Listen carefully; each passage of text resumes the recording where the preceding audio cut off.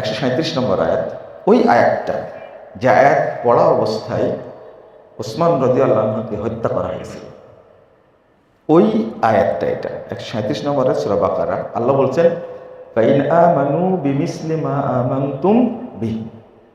এই আয়াতটা আমি মনে করি কোরআনের অন্য আয়াত না বুঝলেও এই আয়াতটা প্রত্যেক মুসলিমকে বুঝতেই হবে।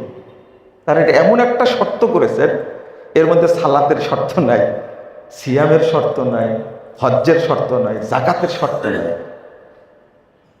এমন একটা শর্ত করেছেন, আল্লাহ বলছেন সাহাবীদের লক্ষ্য করে বলছেন, তোমরা যেভাবে ঈমান এনেছ, তোমরা যেভাবে শরীয়ত বুঝেছ, ঠিক ওইভাবেই যদি অন্যরা বুঝে ফাকাদ ইহতাদাও, তাহলে তারাও হেদায়েত পাবে।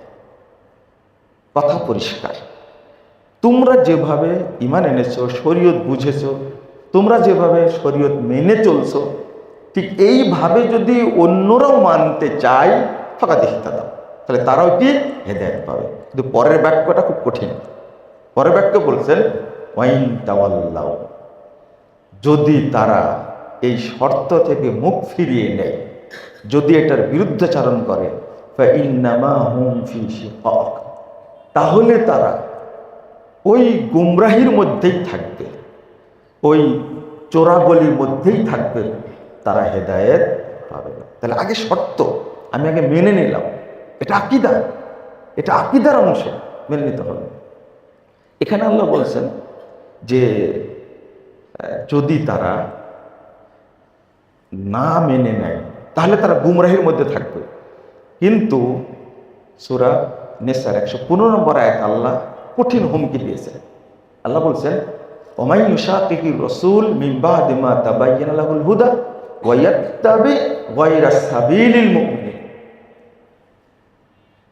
যারা হেদায়েত প্রকাশিত হওয়ার পরে আল্লাহ রাসূলের বিরোধিতা করবে, আর একটা শর্ত ওয়া ইয়াত্তাবি গায়রা সাবিলিল মুমিনিন, সাহাবীদের রাস্তার, সাহাবীদের বুঝের উল্টাটা বুঝবে,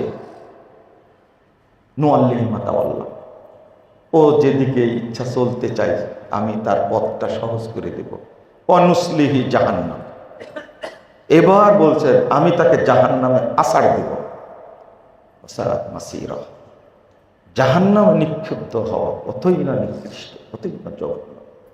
তাহলে এখানে হুমকি দিলেন সরাসরি যে তাকে আমি জাহান্নামে নিক্ষেপ করব। তাহলে বোঝা যাচ্ছে সাহাবায়ে কিরামের বুঝে উল্টাটা বোঝা যাবে না, যাবে না, যাবার কোনো সুযোগ নাই। আর যদি যাই তাহলে আল্লাহ তাকে কি করবেন, জাহান্নামে নিক্ষেপ করবেন। আরেকদিকে বলে ফাইন্নাহুম ফি শিকাক, তারা গুমরাহির মধ্যেই থাকবে। তা আমরা তো সাহাবীদের বুঝি না।